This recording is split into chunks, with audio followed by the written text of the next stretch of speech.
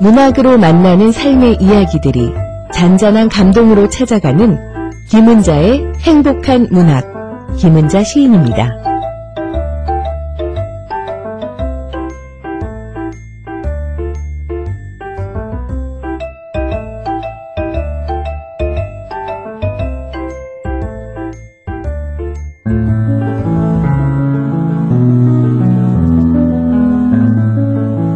김은자의 행복한 문학.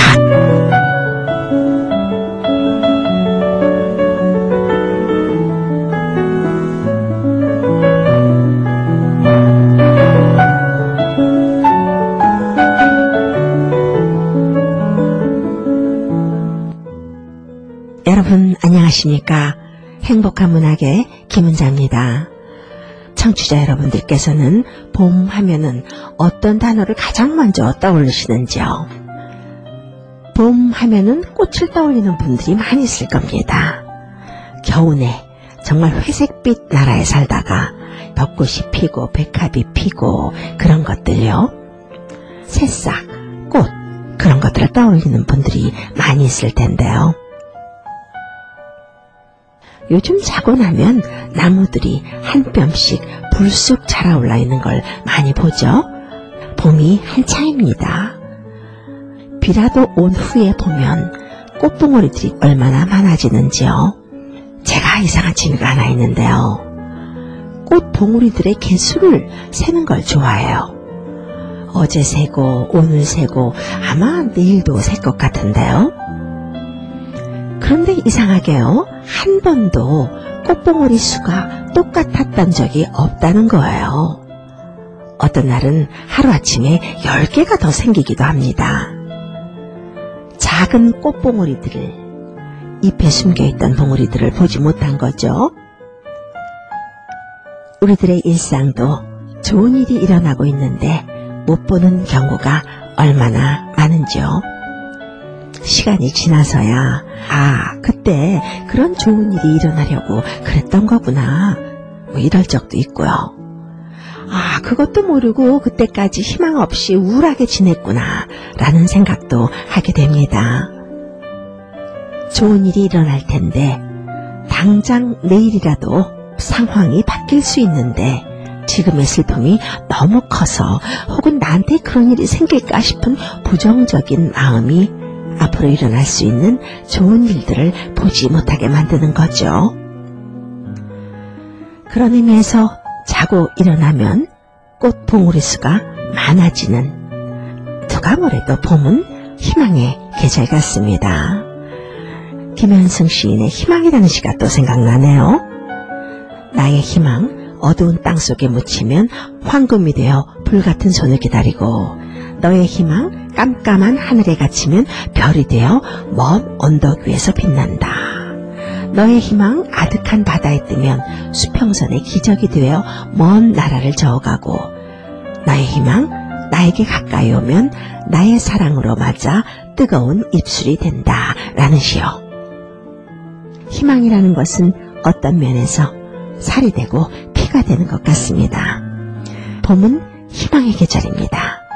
그런 의미에서 오늘도 문학으로 한 편의 글로 희망 듬뿍 떠서 여러분들과 나눠보겠습니다.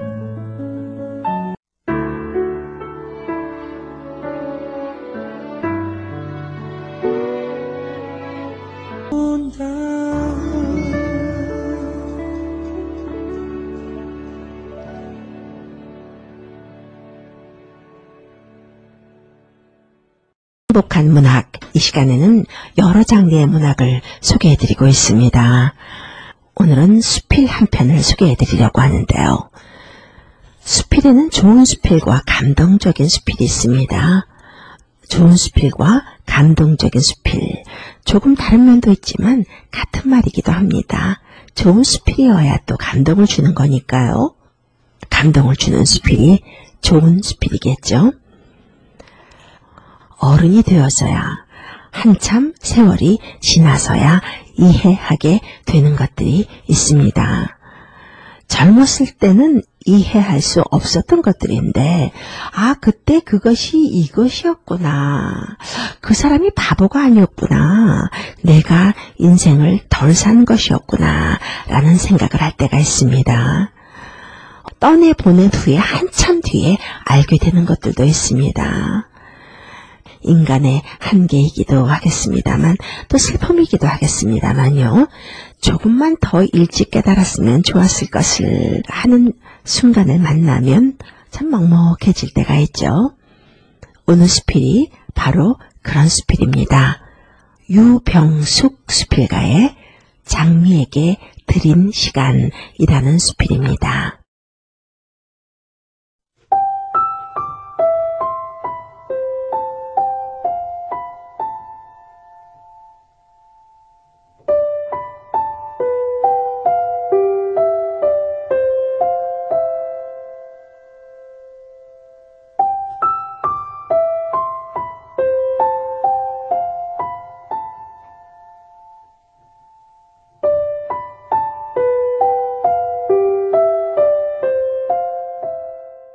점심때 온다던 아들네가 늦을 것 같단다. 프리랜서인 아들은 작업 시간이 늘 들쑥날쑥하다. 급히 보내주어야 할 뮤직비디오 편집이 이제 막바지란다. 결혼 전에도 밥 한 끼 같이 먹기 힘들더니 장가 가서도 신혼살림집이 지척이건만 또 그 모양이다. 전화 수화기를 내려놓으며 남편은 에이구 녀석 하더니 TV를 켠다. 툴툴거리지만 아들 기다리기 프로젝트에는 이미 이골이 났다.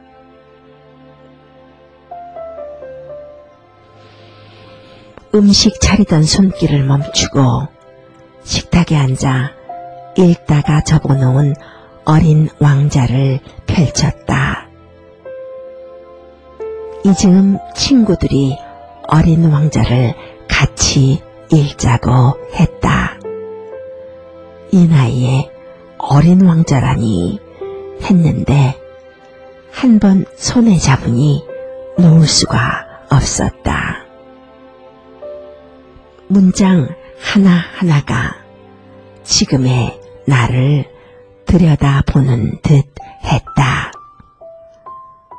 마침 어린 왕자가 여우를 만나는 대목을 읽을 차례였다. 길들인다는 게 뭐야? 어린 왕자가 물었다. 관계를 맺는다는 뜻이야. 아름다운 황금빛 머리카락을 지닌 네가 나를 길들인다면 내게 아주 근사한 광경으로 보일 거야. 밀밭이 황금 물결을 이룰 때 네가 기억날 테니까. 그러면 나는 밀밭을 스쳐 지나가는 바람소리마저도 사랑하게 될 거야. 내가 어떻게 하면 되는데? 인내심이 필요해. 많은 수많은 오해의 원인이 되거든. 하지만 하루하루 시간이 지날 때마다 넌 내게 조금씩 다가오게 될 거야. 아들네를 기다리며 읽어서인지 저절로 아들과 며느리의 인연이 연상되었다. 고등학교 때 미술학원에서 만나 친구처럼 지내다 결혼까지 하게 된 녀석들이다. 결혼을 앞두고 전화로 티격태격 싸우는 소리를 듣고 잔소리를 했다. 이러다가 이별하는 건 아닐까 했던 기우가 사라지고 이제는 며느리가 어머니 하고 부르는 소리만 들어도 저절로 미소가 어린다. 나도 어느새 길든 걸까? 매일 먹는 점심, 조금 늦으면 어떤가? 초조함이 눈 녹듯 사라졌다. 만일 네가 오후 4시에 온다면 나는 3시부터 행복해질 거야. 4시가 가까워질수록 나는 점점 더 행복해지겠지. 마침내 4시가 되면 가슴이 두근거리고 안절부절 못하게 될 거야. 그러면서 행복이 얼마나 소중한 것인지 깨닫게 돼. 심장이 탁 멎을 것만 같았다.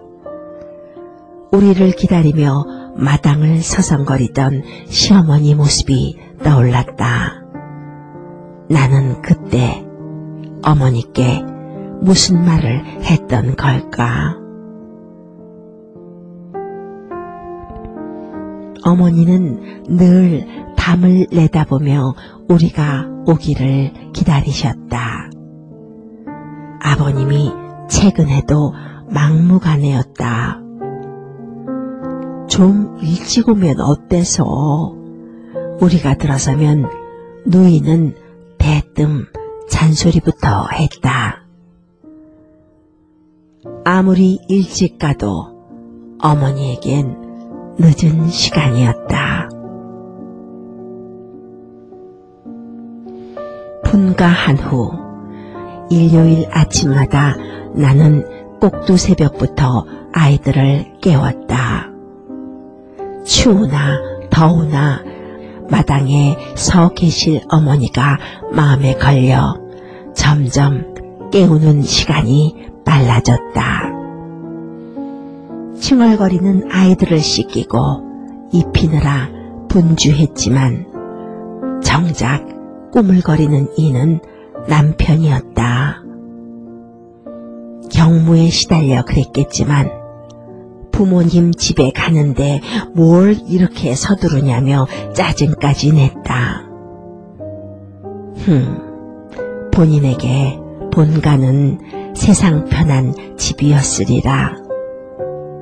하지만 하루 종일 시댁에 콕 박혀 잠만 잘 위이니 아이들과 놀이동산 한 번 가지 않는 남편이 미워져 티격태격 하기도 티격태격 하기도 했다. 어머니, 저희가 8시에 도착한다고 했죠? 안심하고 계시다가 5분 전에 마당에 나와 계세요. 제발 그렇게 하세요. 어머니는 고개를 끄덕이며 걱정 마. 내가 좋아서 하는 일인데 뭐. 오히려 개면쩍어 하셨다. 어머니 건강이 걱정되어 야단들이 났어요. 그냥 웃기만 하셨다. 아무리 다짐을 받아도 늘 원점이었다. 한 번은 작전을 바꿨다. 내일 아이들 데리고 어디 갈 데가 있어요. 아마도 가지 못할 것 같아요. 기다리지 마세요. 아유, 그럼 아이들 좋은 거 많이 보여주고 시간 나면 오너라. 못 간다 하는데도 오라니 혹시 눈치채셨나? 설마 했다. 강박에서 벗어나니 시간을 번 듯 마음이 여유로웠다. 깜짝 놀라게 해드릴 요량으로 부지런히 친가를 향했다. 한데 어찌된 일인가. 어머니는 여전히 밖을 내다보며 서 계신 게 아닌가. 신의 말이 그날은 날이 새자마자 나가 기다리셨다는 거였다. 잘 하려고 했던 게 오히려 더 고생만 시킨 꼴이 되었다. 네가 아무 때나 온다면 언제부터 마음의 준비를 해야 할지 모르잖아. 그래서 의식이 필요한 거라고. 그랬다. 어머니와 약속 시각은 8시였고 어머니는 1시간 전부터 나와서 기다렸고 그 기다림은 마침내 의식처럼 굳어진 것이리라. 마당을 서성이는 동안 어머니는 우리가 꼭 올 것이라는 믿음과 싸우며 안절부절 못하셨을까? 1시간 전부터 정말 두근두근 하셨을까? 우리를 기다리는 동안 진정 행복하셨을까? 그때 나는 미처 어머니의 마음을 몰랐다. 다정도 병이야 하며 어머니의 사랑이 감당하기 힘든 집착처럼 느껴졌다. 비밀 하나를 알려줄게. 아주 간단한 건데 마음으로 봐야 잘 보인다는 거야. 정말 중요한 것은 눈에 보이지 않아. 눈에 보이지 않아. 책은 어린 왕자가 별로 돌아가는 마지막 부분을 남기고 있다. 아들네는 오지 않는다. 나는 어린 왕자를 덮고 베란다를 서성이며 젊은 부부가 걸어올 길을 하염없이 내다보다 마치 지난날 담장 밖을 내다보며 우리를 기다리던 어머니처럼 당신도 이런 마음이었을까? 네 장미가 너에게 그토록 중요한 것은 네가 장미에게 드린 시간 때문이야. 어린 왕자의 여우의 말이 환청처럼 맴돈다. 바쁜데도 뵈러 오겠다는 아들네의 마음이 안쓰러워 오지 말고 편하게 쉬랄까 하다가도 보고 싶어 언제나 오나 하고 기다려지는 마음. 기다리게 해도 하나도 서운한 마음이 들지 않는 그런 기다림. 어머니의 마음을 이제야 읽는다.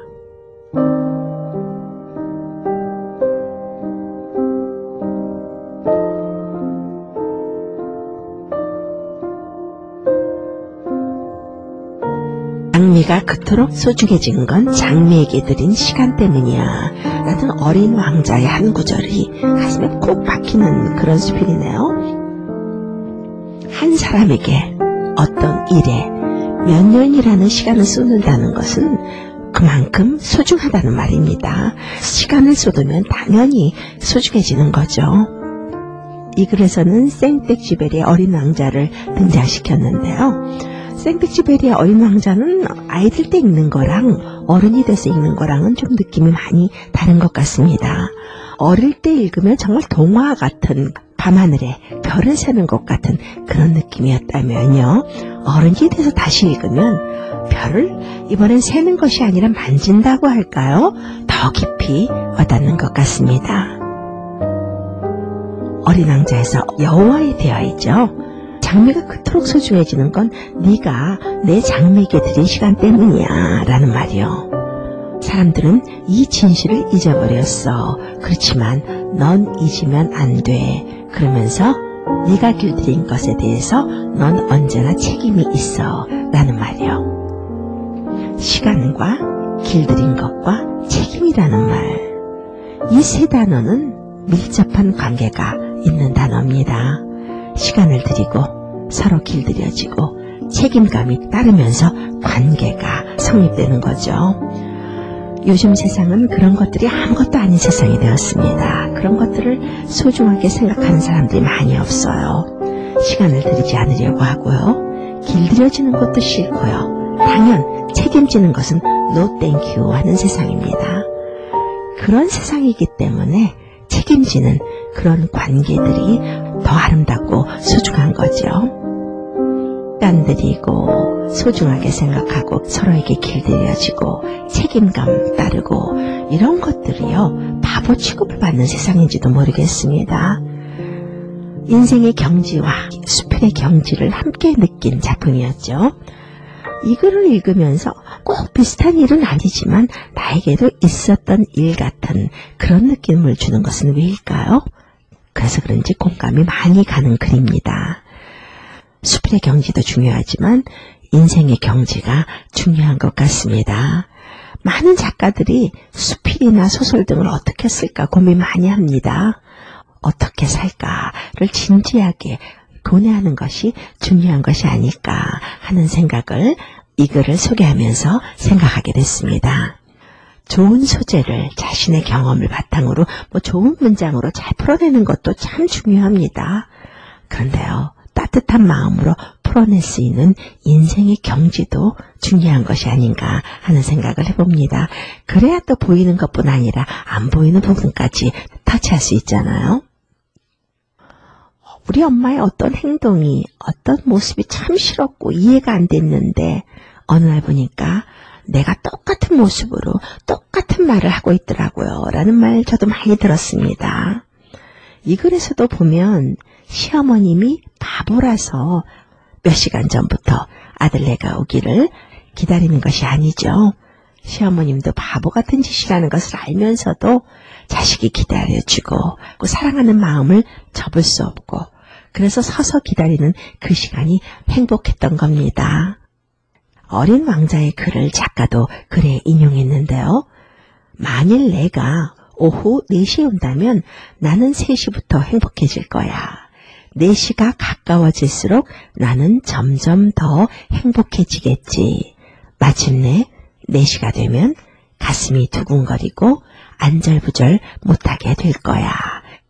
그러면서 행복이 얼마나 소중한 것인지 깨닫게 돼 라는 말을 인용했습니다. 사랑하는 사람을 위해서 쓰는 시간 플러스 알파 마이너스 알파 아깝지가 않은 겁니다. 시간을 들이는 만큼 정성을 쏟는 만큼 마음이고 사랑입니다. 여러분들도 이 글과 꼭 같은 상황은 아니지만 비슷한 경험들 많이 하셨을 겁니다. 시간과 사랑의 함수관계를 통해서 생을 돌아다보게 해주는 그런 글이었습니다. 이 글을 쓴 유병숙 수필가는요, 대우그룹 기획조정실에서 근무하다가 결혼한 후 수필 쓰기에 첫 발을 내디는 늦가기 작가입니다. 2005년 책과 인생의 맨발로 산에 오르다로 등단했고요. 2006년 한국산문 창간화부터 편집위원으로 활동을 했습니다. 한국산문작가협회 회장으로 재직하고 있고요. 한국문인협회 국제 펜 한국본부 회원입니다. 한국산문문학상 에세이스트 올해의 작품상을 수상했고요. 현재 충청매일신문에서 에세이를 연재 중에 있습니다. 유병숙 수필가의 장미에게 드린 시간을 소개해드리다 보니까요. 문득 시 한 편이 떠오르네요. 정현종 시인의 모든 순간이 꽃봉오리인 것을 이라는 시인데요. 제가 식후에서도 여러분들에게 소개해드렸습니다. 이 시가 문득 생각나는 것은 왜일까요? 오랜 시간이 지난 후에는 이해하고 또 그때 깨닫게 되는 우리들의 한계성 때문이 아닐까 하는 생각도 드는데요. 나는 가끔 후회한다. 그때 그 일이 노다지였을지도 모르는데, 그때 그 사람이, 그때 그 물건이 노다지였을지도 모르는데, 더 열심히 파고들고, 더 열심히 말을 걸고, 더 열심히 귀 기울이고, 더 열심히 사랑할 걸 이라는 시요. 조금 더 읽어볼까요? 밤벙어리처럼, 귀머거리처럼 보내지는 않았는가. 우두커니처럼 더 열심히 그 순간을 사랑할 것을, 모든 순간이 다 꽃봉오리인 것을 내 열심에 따라 피어날 꽃봉오리인 것을. 그러게요. 모든 것이, 모든 순간이, 모든 날들이 꽃봉오리인데 말입니다. 그때는 왜 우리는 모를까요? 시와 수필을 소개하는 동안 시간이 꽉 차올랐습니다. 좋은 주말 보내시기 바랍니다. 다음 주에 또 뵙겠습니다. 김은자였습니다.